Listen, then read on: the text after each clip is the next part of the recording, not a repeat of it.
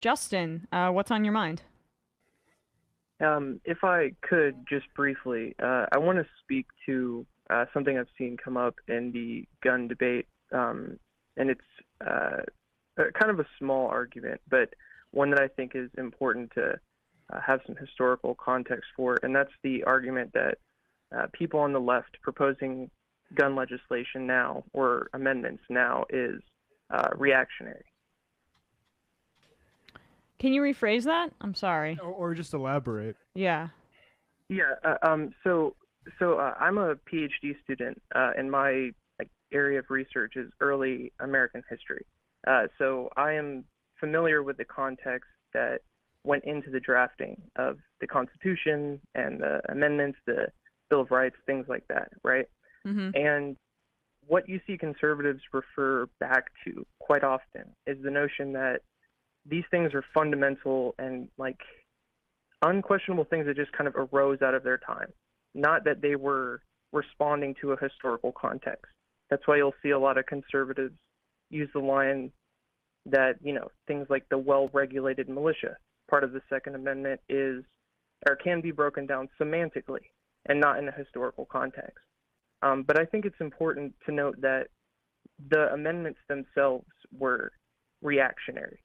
The founders preempted the War of 1812, and they knew that something like that was going to happen, which is why they drafted the Second Amendment, because they didn't collect taxes to have a military.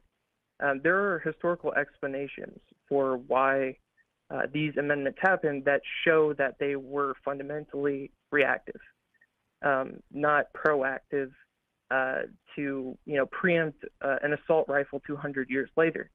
Right. Which is just to say that the idea that we're being reactionary, if anything, that works in our favor, because that's what had been, the history of making amendments and laws in this country for 200 plus years. So you're being an originalist because you have the concept. I mean, I'm being tongue in cheek, but you are embedding the context of what the founders were, anticipating, or their intent was, into your argument.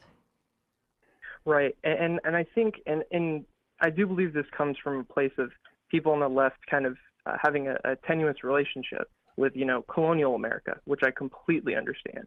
But I think it is important to know that conservatives have so much of their identity in this kind of unidentifiable, nebulous concept of what early America was.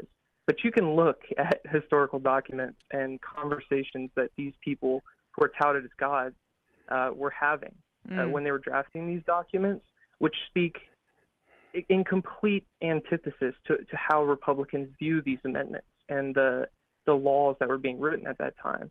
And so I just want to encourage people to be aware of that history and also use it when they're talking to people who don't know the history but pretend or think that they do, because it benefits us to be aware of where we came from and how those laws were drafted in the first place if we intend to use them to put legislation forth that would restrict gun ownership in a positive way.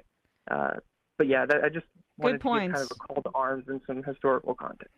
Appreciate it, Justin. I appreciate the context. That's helpful.